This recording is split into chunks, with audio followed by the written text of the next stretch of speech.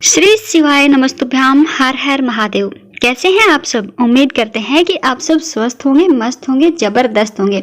तो दोस्तों एक बार फिर से स्वागत है आप सबका आपके ही अपने श्याम चैनल पर एक और नई वीडियो में। तो दोस्तों अगर आप जीवन में सफल होना चाहते हैं तो इस एकादशी पर आप ये उपाय जरूर करें। तो दोस्तों आज की वीडियो में हम बात करेंगे सफला एकादशी के ऊपर किए जाने वाले उपायों के बारे में। जी हाँ दोस्तों, अगर आपको जीवन में सफलता नहीं मिल रही है, किसी काम में आपके रुकावट आ रही है, बार बार प्रयास आप कर चुके हैं, तो आप इस सफला एकादशी पर ये उपाय जरूर कीजिएगा। आपको हर कार्य में सफलता जरूर मिलेगी।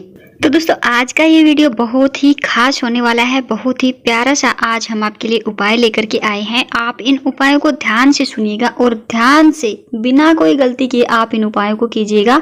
आपके हर काम जरूर बनेंगे। तो दोस्तों अब जो एकादशी कृष्ण पक्ष की जो एकादशी आने वाली है वो है सफला एकादशी। पौष मास का पवित्र महीना चल रहा है और कृष्ण पक्ष की जो एकादशी है वो कोई साधारण एकादशी नहीं है। उस एकादशी का नाम है सफला एकादशी। अगर आप भी किसी काम में सफलता पाना चाहते हैं तो आप भी इस एकादशी पर ये खास से प्यारे से उपाय जरूर कीजिएगा। दोस्तों इस एकादशी पर रविवार का दिन पड़ रहा है, तो तुलसी पूजन तो हम इस एकादशी पर नहीं कर सकते, लेकिन इस पौष मास के पवित्र महीने की सफला एकादशी पर हम कोई और अन्य उपाय कर सकते हैं। और वो जो उपाय करेंगे गुड़, शहद आदि चीज़ों से वो उपाय हमें करने हैं। तो आप वीडियो में बने रहिएगा। अगर वीडियो में नए आए हैं तो प्लीज़ चैनल को सब्सक्राइब करके साथ में रही बेल आइकन को प्रेस जरूर कीजिएगा। और हाँ, कमेंट में ओम श्री शिवाय नमस्तुभ्याम की हाजिरी लगाना बिल्कुल भी मत भूलिएगा दोस्तों। तो दोस्तों आज की वीडियो में हम 3 उपायों के बारे में बात करने वाले हैं जो कि बहुत ही चमत्कारिक उपाय होने वाले हैं। तो दोस्तों पहला जो उपाय है वो है सूर्य देव को अर्घ्य जो हम देते हैं उस लोटे में आपको कोई विशेष चीज डालनी है जिससे आपका सोया हुआ भाग्य जो है चमक उठेगा। दूसरा जो उपाय हम आपको बताने वाले हैं वो है चावल और शहद का उपाय। तो दोस्तों चावल जो है विष्णु भगवान को तो एकादशी के दिन हम समर्पित नहीं कर सकते, अर्पित नहीं कर सकते, लेकिन शिव भगवान को हम चावल अर्पित कर सकते हैं। और तीसरा जो उपाय होगा वो गुड़ और बेलपत्र का उपाय होगा दोस्तों, और बहुत ही विशेष उपाय ये होने वाला है। तो दोस्तों ये जो उपाय है ये आपके जीवन में तेज की वृद्धि करेगा। तो आप वीडियो में बने रहिएगा, तीनों उपायों को आप बिल्कुल ध्यान से सुनिएगा। और जब आप इन उपायों को कर रहे हैं तो आप बिना किसी गलती के इन उपायों को बिल्कुल ध्यान से कीजिएगा। आपको आपके जीवन में सफलता अवश्य ही मिलेगी। तो आप भी इस एकादशी पर इन उपायों को जरूर कीजिएगा। तो चलिए शुरू करते हैं उपाय। पहला उपाय बताना शुरू करते हैं। तो दोस्तों पहला उपाय है सूर्य देव को अर्घ्य देने वाला उपाय। दोस्तों इसमें आपको करना क्या है, जो सूर्य देव को अर्घ्य हम देते हैं पौष मास में, तो सूर्य देव को अर्घ्य हम सभी देते हैं। तो सूर्य देव को जो अर्घ्य देने का लोटा है उसमें आपको 3 चीजें डालनी है जिससे आपका कर्ज दूर होगा, काया निरोगी होगी, आपका तेज बढ़ेगा और आपके जीवन से अंधकार जो है मिट जाएगा। सबसे पहले हम बात करते हैं कि ये उपाय किन किन लोगों को अवश्य ही करना चाहिए। तो जो गर्भवती महिलाएं होती हैं उनको ये उपाय जरूर करना चाहिए अपनी संतान के लिए। अगर गर्भवती महिलाएं ये उपाय करती है तो इससे उनका बच्चा जो है तेजस्वी बनेगा और आगे आने वाले जीवन में उनके बच्चे को हर कार्य में सफलता मिलेगी। और जिन लोगों को कोई ना कोई रोग बार बार होता रहता है, बीमारी उनका पीछा नहीं छोड़ रही है, तो उन लोगों को भी ये उपाय करना चाहिए। जो लोग डिप्रेशन में रहते हैं उनको भी ये उपाय करना चाहिए। और जो लोग जिनके मन में गलत विचारधाराएं आती हैं, गलत वो विचार करते हैं, गलत विचार सोचते हैं, दूसरों के बारे में गलत सोचते हैं, उनको भी ये उपाय जरूर करना चाहिए। तो इस उपाय के लिए आपको किस किस सामग्री की जरूरत होगी तो ध्यान से सुनिएगा। तो दोस्तों आपको एक तांबे का लोटा लेना है और उस लोटे को साफ शुद्ध जल से आपको भर लेना है। जब आप उसमें शुद्ध जल डाल लेंगे तो आपको भगवान विष्णु के किसी भी अवतार की फोटो अगर आपके घर में है तो उसके सामने आपको उस तांबे के लोटे को रख देना है। और उसमें डालना क्या है, उसमें आप गुड़ डाल सकते हैं जो भगवान विष्णु को बहुत प्रिय है, हल्दी जो कि भगवान विष्णु को अत्यधिक प्रिय है, काले तिल भी आप उसमें डाल सकते हैं, या तो आप इन तीनों चीज़ों को उसमें जल में डाल सकते हैं। अगर तीनों नहीं डाल पा रहे तो कोई एक चीज़ आप इनमें से ले लीजिएगा। अगर आप हल्दी इसमें डाल रहे हैं तो आपको 1 चुटकी हल्दी लेनी है और ओम नमो भगवते वासुदेवाय मंत्र का जप करते हुए आपको 11 बार इस मंत्र का जप करना है। और फिर वो एक चुटकी जो हल्दी आपने ली थी वो इस जल के पात्र के अंदर आपको डाल देनी है। और अगर आप गुड़ की छोटी सी टुकड़ा उसके अंदर डालना चाहते हैं, अगर आप गुड़ डाल रहे हैं तो आपको एक छोटा सा गुड़ का टुकड़ा लेना है और वैसे ही आपको ओम नमो भगवते वासुदेवाय मंत्र का 11 बार जप करना है और वो गुड़ का टुकड़ा इस जल के पात्र के अंदर आपको डाल देना है। और अगर आप तिल डालना चाहते हैं, आपके पास तिल की सामग्री है, तिल आप डाल रहे हैं, तो आपको इसी तरह से ओम नमो भगवते वासुदेवाय मंत्र का जप करना है 11 बार और 11 तिल के दाने लेकर के आपको इस जल के पात्र के अंदर डाल देने हैं। और फिर आप इस जल के लोटे को लेकर के सूर्य को अर्घ्य देने के लिए चले जाइएगा।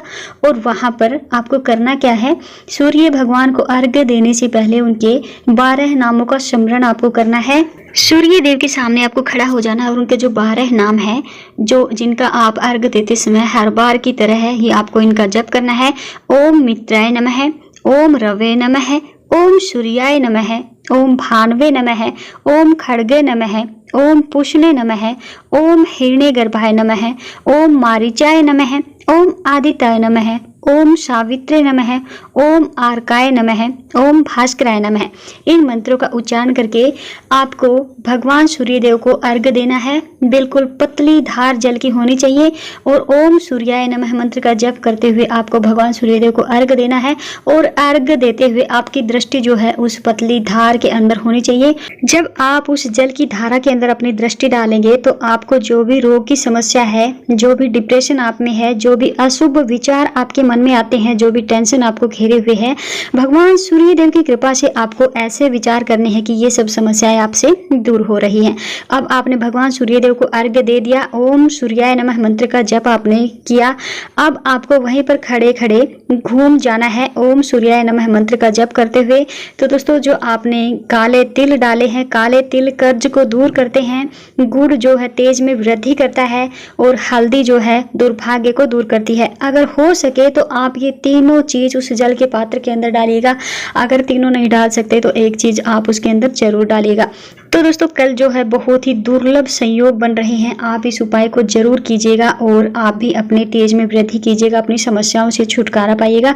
बहुत ही खास, बहुत ही पवित्र उपाय है। आप भी इस उपाय को बिल्कुल ध्यान से, बिल्कुल अच्छे तरीके से कीजिएगा। अब बात करते हैं दूसरे उपाय की। दूसरे उपाय जो है आपको चावल के दाने से आपको ये उपाय करना है।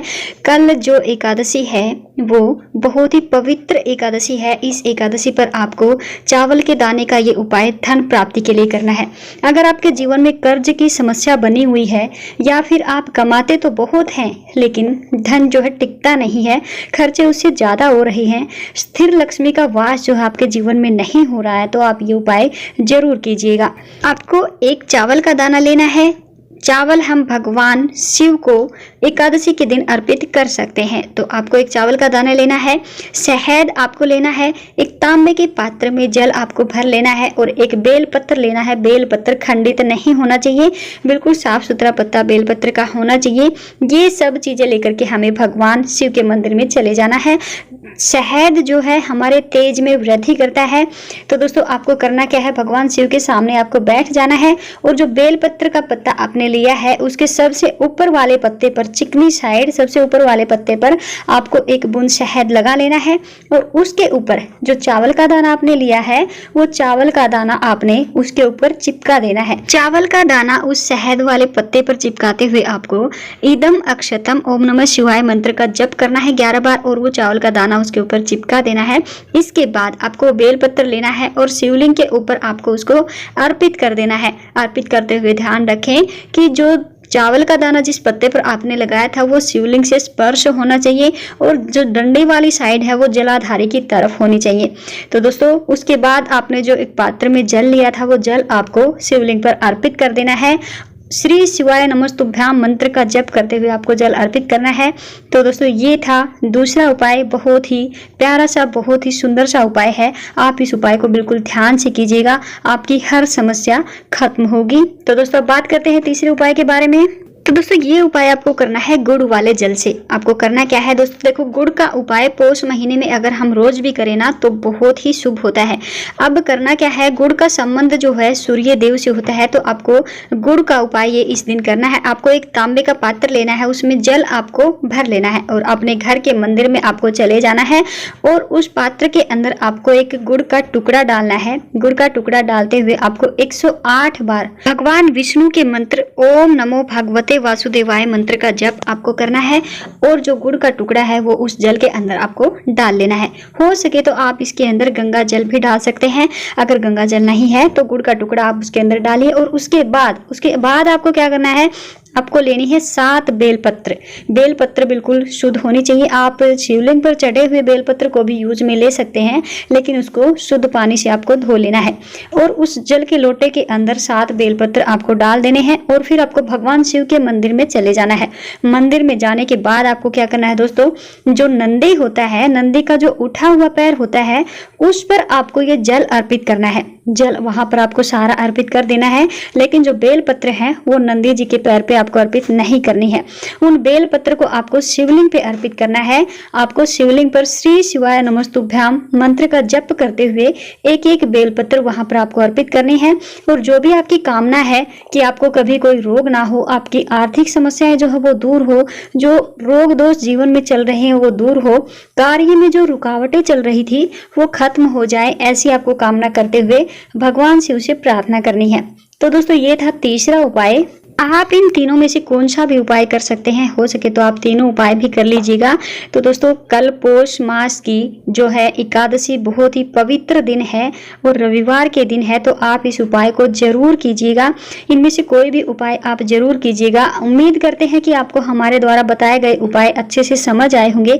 आप भी उपाय करते हुए कोई गलती मत कीजिएगा, बिल्कुल ध्यान से आपको इन उपायों को करना है और अपने जीवन को आपको संवार लेना है। तो दोस्तों हो सके तो इस वीडियो को अन्य लोगों के साथ भी शेयर कीजिएगा, जिससे वो भी अपने जीवन की समस्याओं को जो है हल कर सके। तो आज की वीडियो में बस इतना ही। मिलते हैं आपसे कल एक और नई वीडियो में। और जाते जाते एक बात आपसे कहेंगे कि कमेंट में श्री शिवाय नमस्तुभ्याम की हाजिरी लगाना बिल्कुल भी मत भूलिएगा। तो दोस्तों जय श्री श्याम, जय माता दी, ओम नमः शिवाय।